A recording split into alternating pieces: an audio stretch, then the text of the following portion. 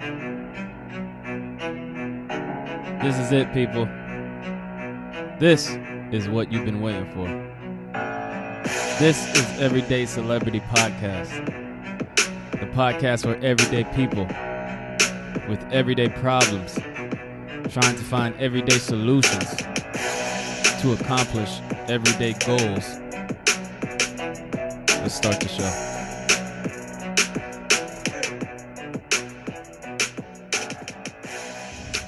You. Welcome to another episode of Everyday Celebrity Podcast, number one podcast in Oakland, number one podcast in the Bay Area.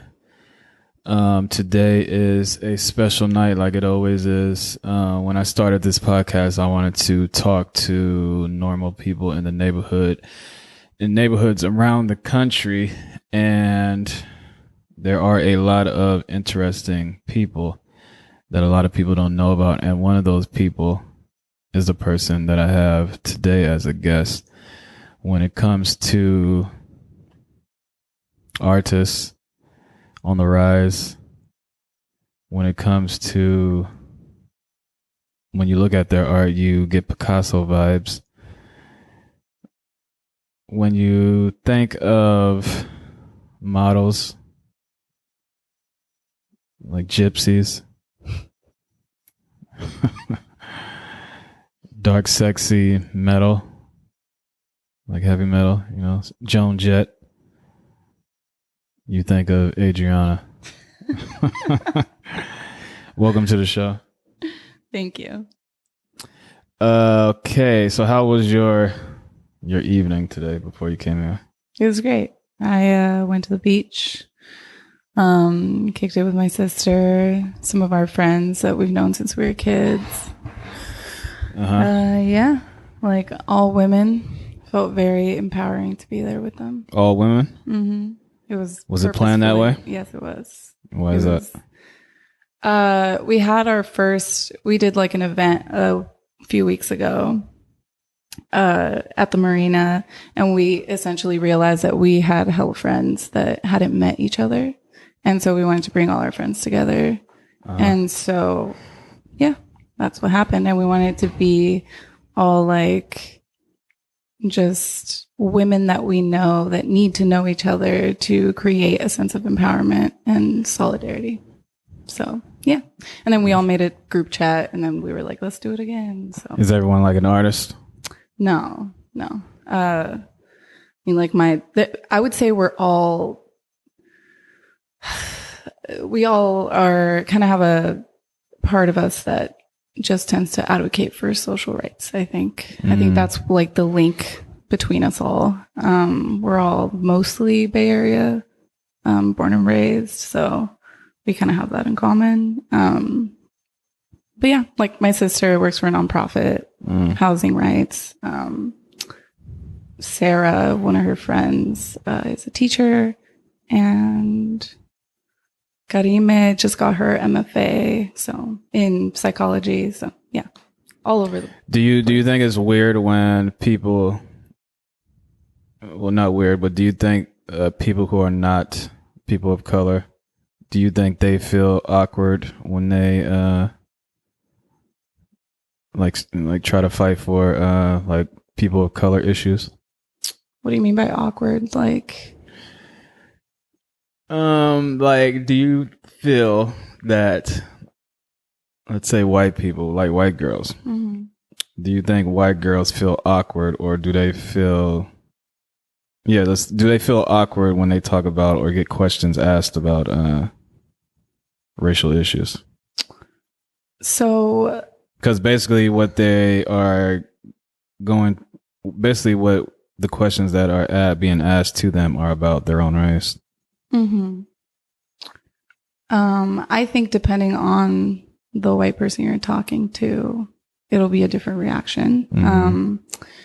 I do think there are a lot of white girls out there, a lot of white people that kind of have FOMO, like they want to be part of something. And so they yell louder than, the person who something is actually happening to.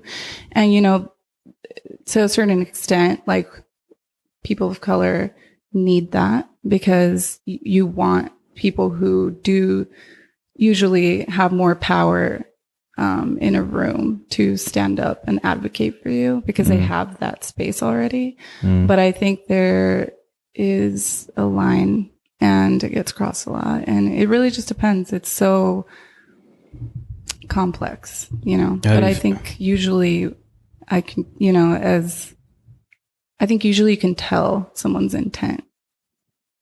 Yeah. How do you feel about that whole when people try to be like too woke? Like I'm super woke and all that shit. I go back and forth. I think that it can be very elitist. Like PC culture is extremely elitist. You know, a lot of the terms that I learned when I was in school, I didn't know yet. And I think that it was important to learn them. It was important to sort of do research and read the appropriate things so that I knew what I was saying and what I was, you know, the impact I was making with the language I was using. But I don't think there's a lot that can come from like cancel culture. Like, well, maybe sometimes actually, because some people need to be canceled. But like, you know, I think that like any issue just necessitates communication. Like there just needs to be a back and forth there. Name me a person, since we're on cancel course. Name me a person who you think deserved to be canceled, and name me a person who you think didn't deserve to be canceled. Like somebody that I know? No, just like celebrities in general. Fucking okay. I think all the Kardashians need to be fucking canceled. Like, just get rid of them. Because they have a huge platform and they're not taking advantage of it. Like, they are making women so insecure about themselves. And I'm not saying that, like, they're beautiful, whatever. You know, like, I'm not, that's great. But it's like, there is more that you can be doing with your platform. And that pisses me off. It's like, go be fucking hot on your Instagram. I don't give a fuck. Like, please do that. I want to see that. But is it their fault or is it just women's insecurities? Because all they're doing is taking pictures, like every other girl does. I don't think that's true. Because they're not just taking pictures. They have a whole ass lifestyle that surrounds those photos, right? And they're making people think that they are not good enough if they don't have that. And it's like, they could be doing so much, yo. Like, they have all the money in the world. They could be going to fucking school for free, essentially. Like, that's what I always think about. I'm like, if I was a Kardashian, I would be getting like PhDs here, left and right.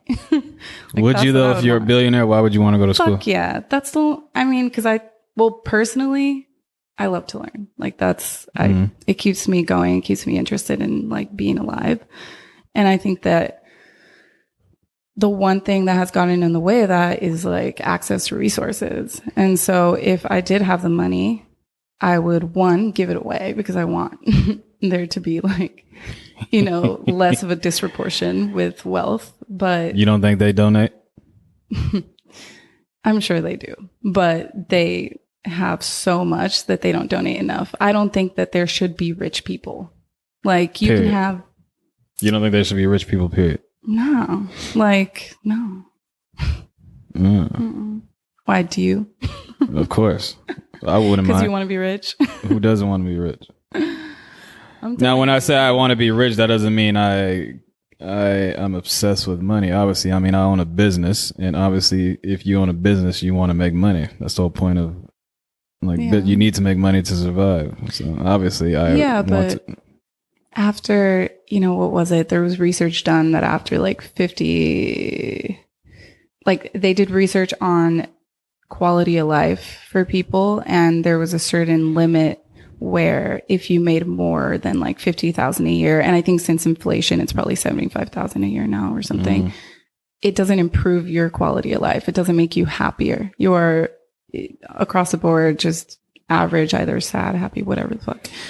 But it's like the money, as long as you have like what you need, I think that's I mean, I do think some people have, way too much money than they can even spend. Like Jeff Bezos, he can literally solve the homeless crisis in the whole state of California if he wanted to. Yeah. So that's what I get upset about, when people with that much money who don't solve like human being problems. They're just worried about, like, he's worried about going to space. Yeah. Like, who gives a fuck about that? But anyway, I think it's narcissism. who do you think shouldn't have been canceled that has been canceled? That I actually don't know.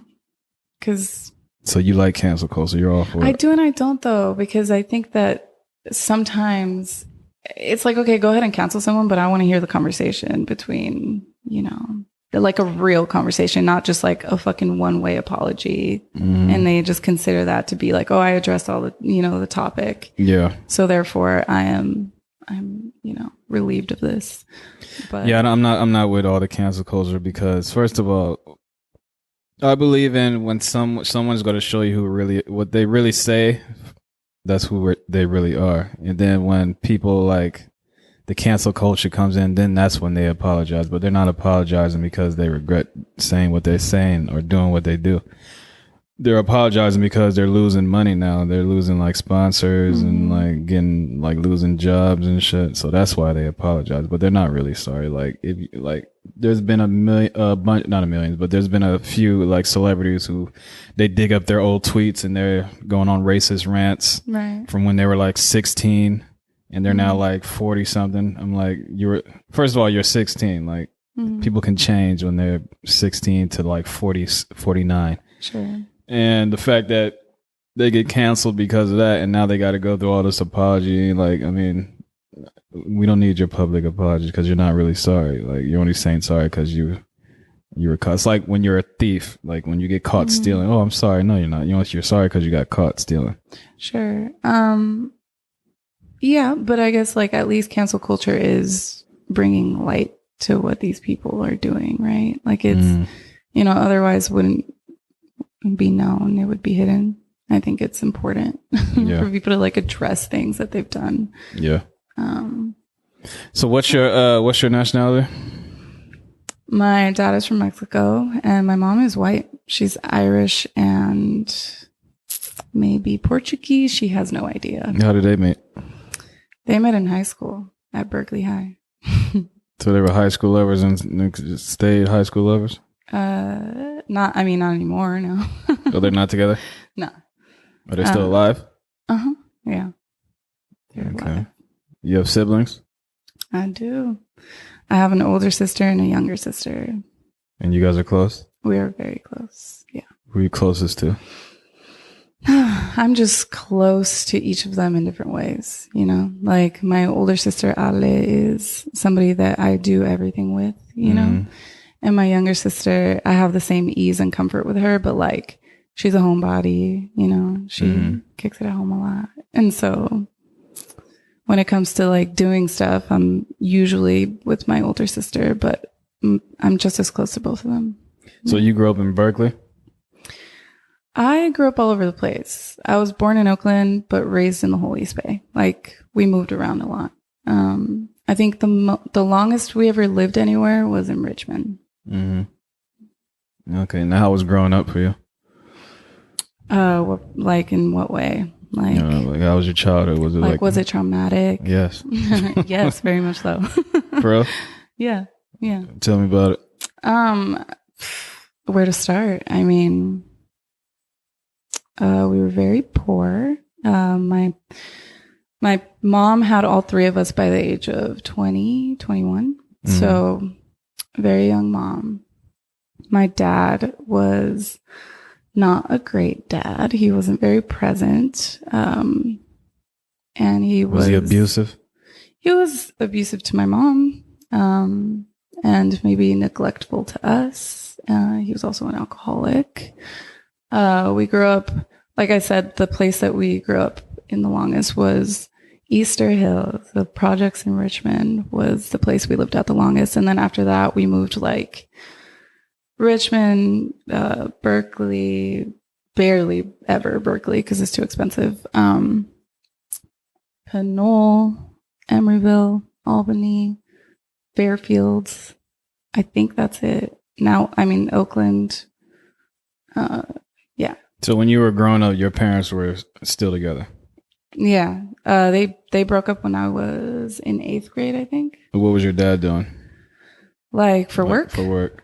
He wasn't, he'd be in and out of work. He was a musician, so he was like gone a lot on tour, he was in a Spanish rock band, and that's why he was like kind of there, kind of not sometimes.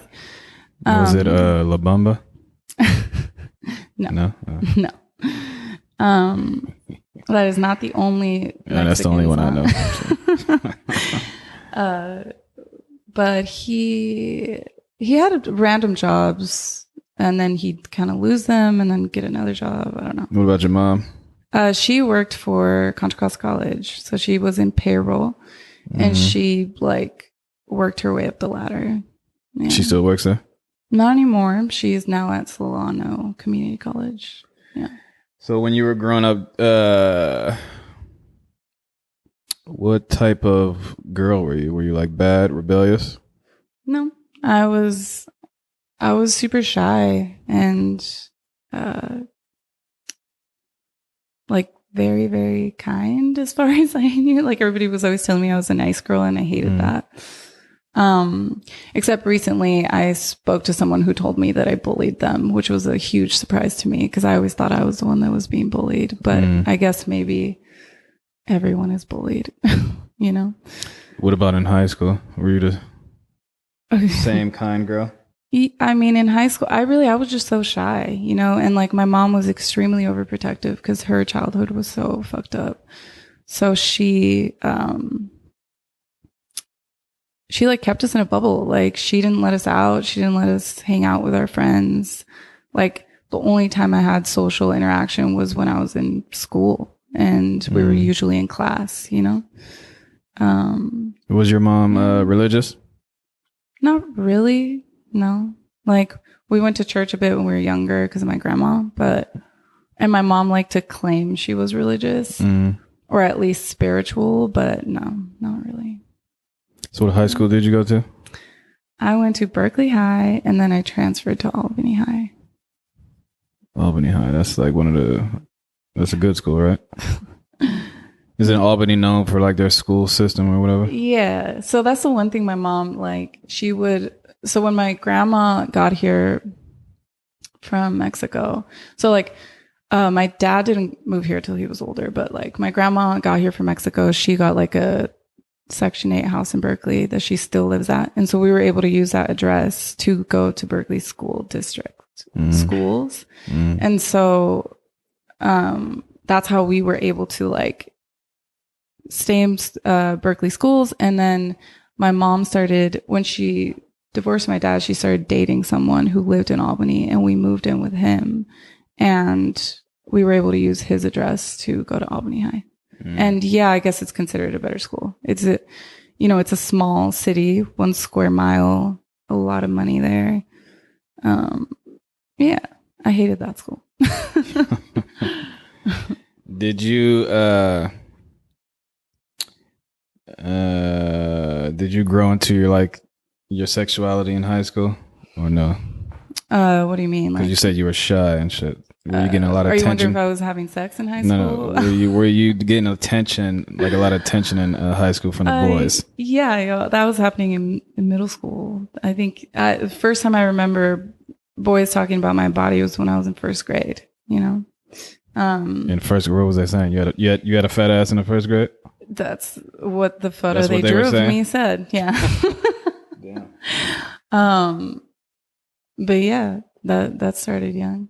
Were you allowed to date in high school and middle school? No, God, no. But did you date? Oh yeah, it didn't stop me. That was like, I was so shy. I just wanted people to like me. And so when boys started showing like sexual interest in me, I took that as like my way to get anybody to just like be my friend. So. Did it bring problems? Yeah, definitely. Tell me about it. Such open-ended questions. I'm like, where do I start? The problems that came with that.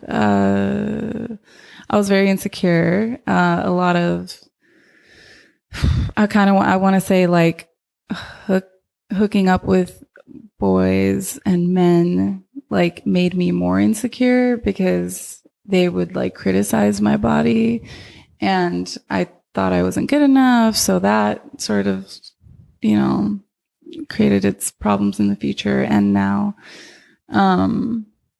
it was also just drama. Like a lot of girls, I started getting bullied when I was in middle school because a lot of the boys would break up with their girlfriends to try to ask me out. And then the girlfriends would hate me. And I was like, yo, I didn't tell them to do that. You know, so it was like a lot of that. Mm-hmm. So yeah, it's fucking drama. Were you dating older men as a young child? Yeah. Like, I mean, my mom better not listen to this fucking podcast. She's not gonna listen. It's not my demographic. No, yeah. I definitely started having sex when I was like 14, and it was not with people who were under 18. Like, they were well into their 20s. How did this come about? Like, how were you meeting these grown men?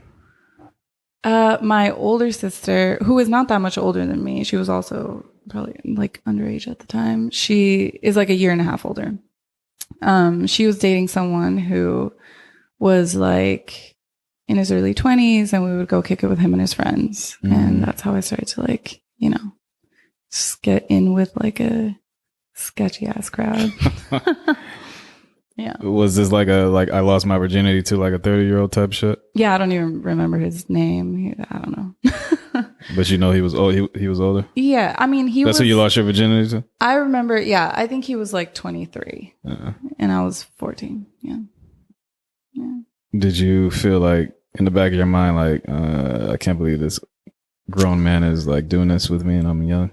Yeah, no, I did not. I did not want to do that. You weren't thinking about that? I did not want to do that. I would have rather been home, like fucking eating and watching TV. Like I was 14, but you feel like you were forced to do it? I wasn't like physically forced. It was more of like a mental, like I didn't know how to say no. That's been like a huge thing I've had to work on as I've gotten older. Like just being able to say no, because I was so introverted, and I was scared of like. Do you think that stems on when you were like, oh, I just want everyone to like me, so you were doing things just to please other people? Definitely, yeah.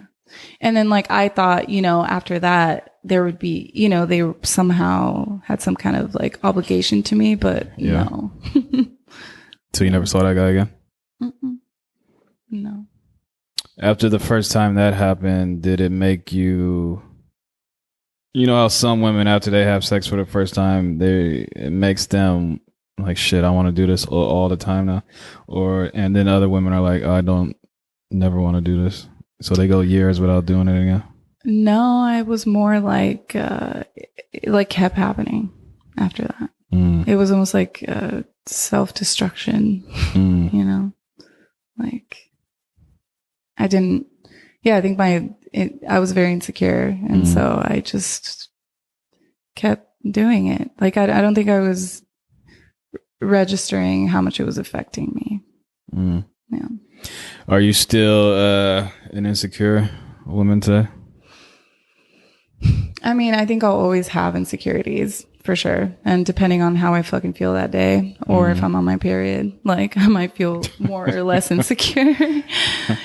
But overall, I feel confident, you know, especially like turning 30. I was like, wow, I don't think it's age necessarily, but something about when I turned around like 28, it was like I started feeling like I don't give a fuck. Like I look the way I look. That's a good thing about getting old. Yeah. You don't really give a fuck anymore. Yeah. So when you, what year did you graduate high school? I was 08. 08? Yeah. And then where did your life take you after that? I was in and out of community college. I got very bad grades because I was just trying to, so my mom kicked me out when I was 17. I tried to live with my dad, but that didn't work. So I was kind of like living at a friend's house mostly, or like just figuring it out. Eventually like just started dating someone and sort of just moved in. So like moved into their mom's house too, just cause it was like somewhere to go. But mostly I was just like working and trying to go to school on the side, but it was hard to focus cause I was just like trying to fucking survive. But actually before I even moved into his mom's house, me and my sister got a spot cause my sister moved out even before I did. So anyway, yeah, I was just fucking working, just working a lot. What did you get kicked out for? I don't remember, to be honest. Like, there was always something with my mom. Like, we were always fighting, and she was never completely satisfied with what we were doing. So, yeah, I don't know. Were you in school just like studying general ed, or? I was already interested in art, so I was like, trying to figure out like what to major in, but I was really just like failing so hard that it didn't matter because I just had to finish my general ed to even get to the point where you get to choose what to major in. Mm-hmm. And I was just, not doing well. But eventually, I like around 24, I was like, fuck this shit. I don't want to be. I was managing a retail shop on Telegraph in Berkeley, and I was like, I don't want to do this shit forever. This is terrible. So I decided to go back to school and like actually try. And so I did academic renewal, got my grades up in community college, and then transferred into Berkeley. And then I did that. Like UC Berkeley? Mm-hmm, yeah. That's impressive. Thank you. Thanks. Did you graduate? I sure did. What year? I graduated in 2018. So you're like what do they call it? A real life American dream story. I mean, if that's what poor you want kid to call struggled, it. no money, finds herself in UC Berkeley from working hard. I guess and so. Graduated. That sounds. I hate that version of the story. It sounds like I'm this fucking victim. It's the fucking truth, though, isn't it? I mean, I guess so. I just don't like feeling victimized. Yeah. So when you were in college, what was college life like for you? Stressful. Did you feel represented going to an all white, all Japanese school? No. I mean, there is like a slightly larger percentage of Latinx students there than there is like Black students. Mm-hmm. So at least I had like every so often somebody that was like, Latinx. Yeah. But in general, no, it didn't.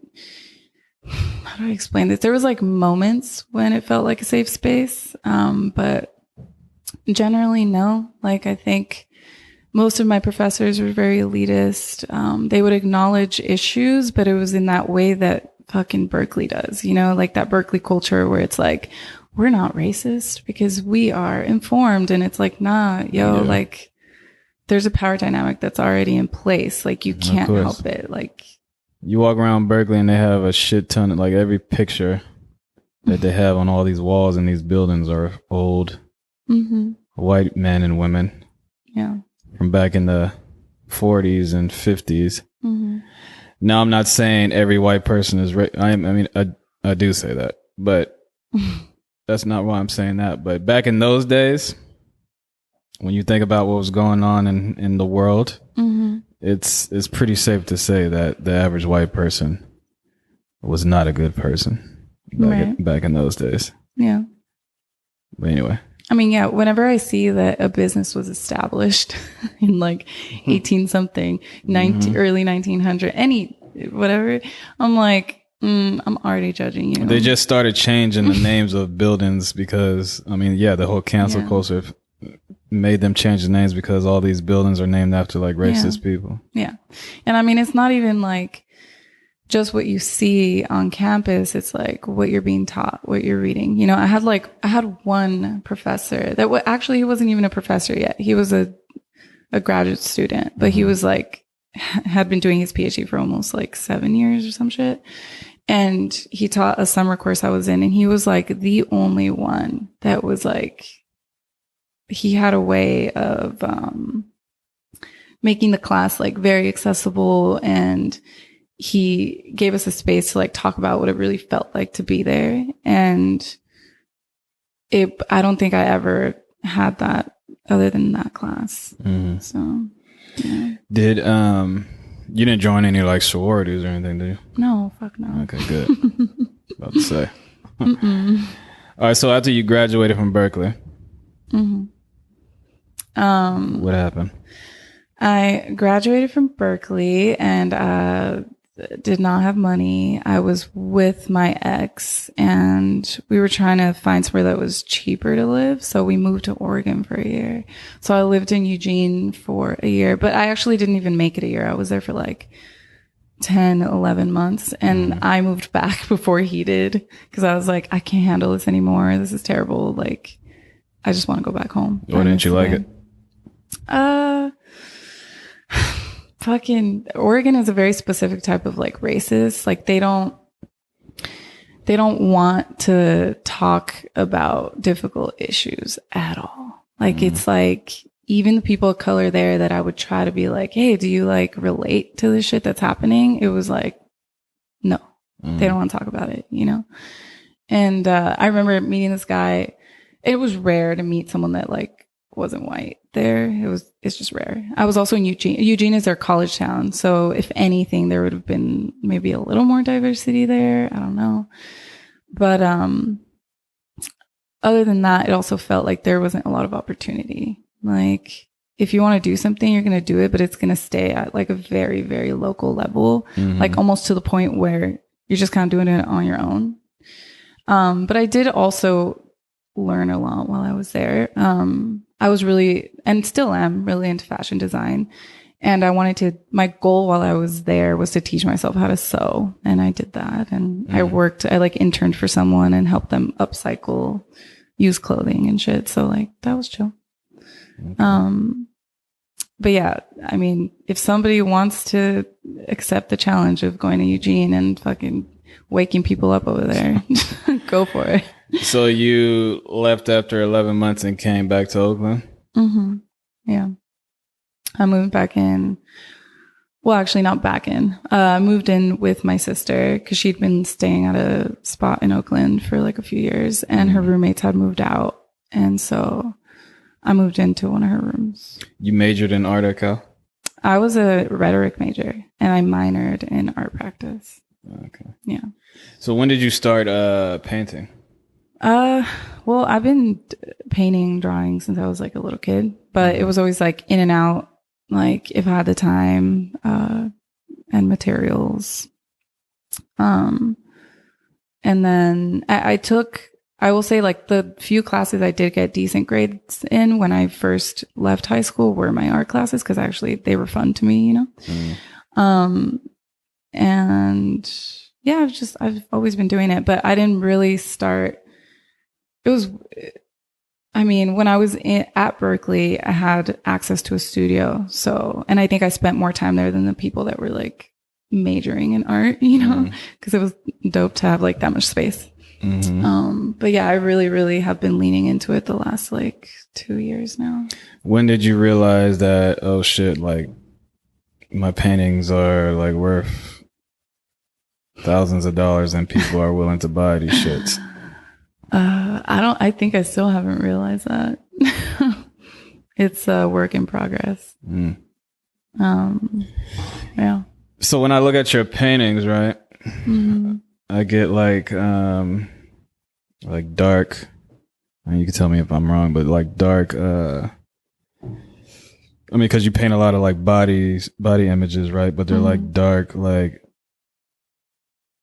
I don't know how to explain it. Like, you know, when I think you paint images on how you think when you look in the mirror, how your mental is like, I don't feel pretty today, so I'm going to paint this, like this figure of like, he looks like he's melting or some shit like that, you know? Sure. Like dysmorphia, like art dysmorphia. Yeah, I've heard that before. Like, you're not the only one to say that. A lot of people say my paintings are creepy. I think that like any perception of art is kind of true. Like, it's like whatever you feel and think about it. Like, if that's what it means to you, then that's what it gives you. But as far as like what I'm thinking about, I think a lot of it for me it's about self-identity, like the tension between how people see you and how you see yourself. And sort of challenging how people see us, what people want to assign to our character just because of how we look and how we act. And I think that I use distortion of the face, of the body, as a way to represent that tension, and also to like try to challenge the audience to like think about that and maybe explore that in themselves and in the way that they see other people and the way they identify other people. Yeah. Do you have a favorite artist? No, I don't.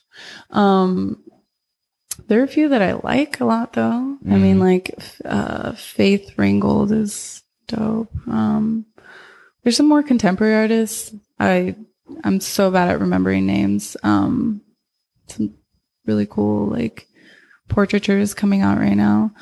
Egon Schiele is cool too.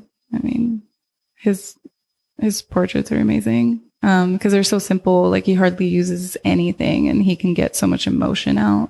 But yeah, no one favorite. I honestly, yeah, I don't. I try to lean away from, like, of course I like to see art because I think that it's very important, but I have a lot of trouble with like disconnecting what I'm making from how the world is influencing me visually, which I think is like, it's essentially impossible, but I try. Like I want to disconnect from like the overstimulation of visuals and media, but it's difficult to do that. So you also model, right? When did you start modeling? I do not model. Well, you were in a photo shoot, correct? I was helping a friend out. Yeah. Okay, well. Yeah, no, I've never. Guess we won't touch on that. They were nice pictures, by the way. Thank you. So, I mean, yeah, if anyone will look at those pictures and be like, oh yeah, how can this girl be like insecure? I mean, I think that we could look at anyone and think that they must be perfect. They must live the perfect life. But I think everybody has insecurities. Do you like modeling? I mean, well, you just have that one. I mean, I've like done other photo shoots too. Just like if people ask me on Instagram, usually that particular one was like somebody I knew. I don't love it. Like I have to be kind of drunk to do it without being super self-conscious. I don't like a lot of focus on me. And in those moments, I'm just like, all right, I need to drink a bit in order to forget that people are looking at me, you know? Okay. Yeah.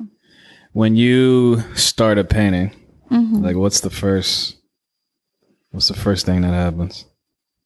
When I started painting, well, I need inspiration first. And usually I get that from like a reference photo. So like today that I went to the beach, I took a bunch of photos and yesterday too, I went to dinner with like a group of friends and I took photos of everyone so that I could recreate them. So to me, it starts with like, it starts in that moment. It starts out, you know, outside of the canvas. And it's really about like how I feel in their presence, you know, and what I read about them that they are not telling me, you know, sort of like I try to be as an empathetic of a person as I can be. And I think that doing that makes it so that I'm constantly like psychoanalyzing people when I'm interacting with them because I want them to feel like this is genuine, like I do care, but I want them to feel it because I think that a lot of times people just go unseen, you know, or you have all these conversations with people, they don't really listen or they talk at you and don't really say shit. So yeah, it starts there. But when I'm actually physically painting, I'm really thinking about like the logistics of it, you know, like composition, colors. But also I'm doing that while keeping in mind like how those people make me feel when I'm with them. Does it take you like a long time to finish a piece? No. Like I could do a painting in a day. If I really want to and I want to overextend myself, I can do 2. You know, I just got to stay up late. Yeah. You have a studio you paint at, or you just do it at your house? My house. I have a room that's pretty small, but it has like a crawl space. So I moved my bed, my mattress into that crawl space and made my room into a studio. So my room is a studio because I can't afford a studio. Has anyone ever hired you to like paint, to paint them? Yes, they have. I've done a few commissions. Yeah. Have you ever painted like naked people? Yeah. Like naked men? Naked men. Yes, but it was never a commission. That was more just like on my own accord. But do you normally just only paint like humans? Or do you paint like I do paint this building and shit? Nah. I don't know. I think I find people really interesting. And so I have yet to lose my interest. So when that happens, maybe I'll switch over to buildings and landscapes. But for now, I'm going to stick to people. What else are you, I mean, you're obviously passionate about painting and art. What else are you passionate about? A lot of things. I think about my connections with the people that I know. I'm passionate about my family. I'm passionate about some sort of like social change to whatever capacity I can do that. I'm passionate about learning about fashion. I think fashion is dope. I love to write too. Like, what do you write? Poetry? I have like poetry is really fun. It almost feels it's very like it's a good way to kind of like loosen up because I'm like there's no boundaries here. I could just say whatever. And I mean, technically, whenever we write, we could do that. But you have a poem you want to recite? I do not. I don't have any of my poems memorized. It's never like that. It's like almost like journal poetry that I do and forget. But what I write more is like fiction based on nonfiction, like based on real experiences, but I elaborate. Yeah. And that's it. I mean, I want to say that's not it because as far as like what I'm interested in, I think that that's something that's always changing and always growing, you know? So what are you working on currently right now? In terms of art? I mean, I have an empty canvas in my room right now that I am excited to paint on. That will probably be a photo of my sister and all her friends. Like something you took today? Yeah. But other than that, I'm working on applying to MFA programs and like any kind of like studio programs I can find or like residencies type of thing. Yeah. You just had like an art fair, didn't you? Yeah. Yeah. Did you want to talk about that or what? So there's this website called Musa, MUSA. I don't know how to actually pronounce it. And for any artists out there that are listening to this, go to that website, make a fucking make a page for yourself. Cause you can essentially like put your information, upload photos, and they put you in contact with businesses. And then they do either like pop-ups, which are like a one-day thing where you display your art for the day. Or they do like a month-long thing where you leave your art at their, on their walls for a month. So it was one of those. And I've done 2 other ones, and it's like, it's mixed. It's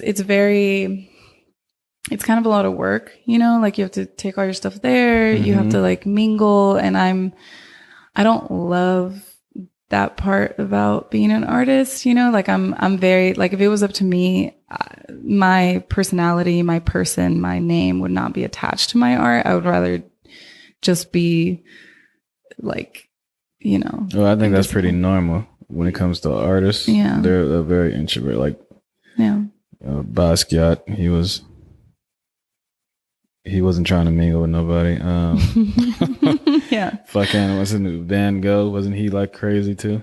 So yeah, there's a lot of, I think that's kind of normal. Yeah. But, I mean, I could turn it on for work, you know, like I worked retail for 10 years, but I don't want to do that on my own time. So I don't, but like other people, cause you know, there was like 2 other artists there and they were a little better at that. I kind of am like, can I just disappear and then come back when I have to take my stuff back? Yeah. But it was cool. Like, I'm glad that I got the opportunity. Every time it's like, it's nice, but yeah. You sell anything? It's hard. And no, yeah, that's another thing. Like these, connections don't usually end up in like selling art because people aren't really going to like go to dinner and be like, oh, let me buy this like painting that's, you know, a couple $100 or $1,000. Like I'm here to just eat. I might look over and think like, oh, that's cool. So like the most I can really get out of it is maybe just, you know, letting people know that I make art, putting my name out there. Do you feel like you do a good job putting your name out there enough? I'm working on it. It's, you know, I'm working on it. I try. I don't know. It's one of those things, like marketing is just, it's something that I have conflicting feelings about, you know? Okay. So I try. All right. Well, this is the point of the convo where you can have free will to like promote anything you want to promote. Like if you want to shout out any other artists, any friend that's working on something, or you want to shout out anything that you have coming up in the future, please do that. You can give out your Instagram if you want, or any contact info if like someone wants to reach out to you. Yeah. So. Yeah. So my Instagram is Adriana Raquel Art. Follow me. Look at my work. Let me know if you like it. Buy a piece, please, if you want to, if you feel so inclined. My website is the same, www.adrianaraquelart.com. I am going to have 6 to 8 pieces up at Awaken Cafe in downtown Oakland. So if you want to see it in person, go there. And I do want to shout out all the artists. I live in a art co-op and I live with 15 other, right now I think 14 other people. They are all artists. Yeah. So, you know. One bathroom? One bathroom? No, I have my own bathroom because I'm special. But no, there's like 5 bathrooms. But yeah, Lottie Rose house. Not the best house, terrible management. But other than that, great people that live there. So yeah, check out those artists too if you can figure out a way to find them. I won't give a list of like Instagram names. But yeah, that's it. All right.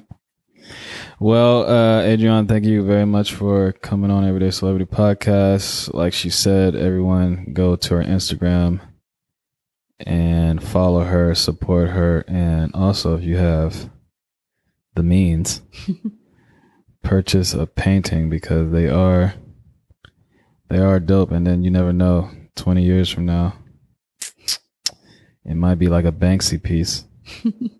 So yeah. Any last words? No, thank you for having me. That's it. I appreciate you. All right. This is Everyday Celebrity Podcast, and we are out. You.